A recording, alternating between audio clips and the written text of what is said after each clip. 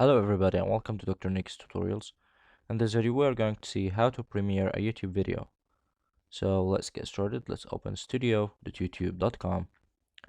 Click on upload videos from here. Select the file that you want to upload. For example, this file, let's open it.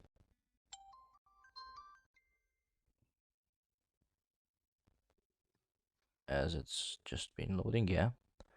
First of all, you have to do all these properties, uploads, and here, yeah, the visibility. Here it's how you want it to be published. Here we want it set it to public and set as instant premiere, so that once it uploads it becomes a premiere, and you then set the time that you want it to be premiered after that. And that's it. Hope you guys enjoyed the video. If you have any questions, write down for us in the comments below. Don't forget to like the video, subscribe, and have a good day.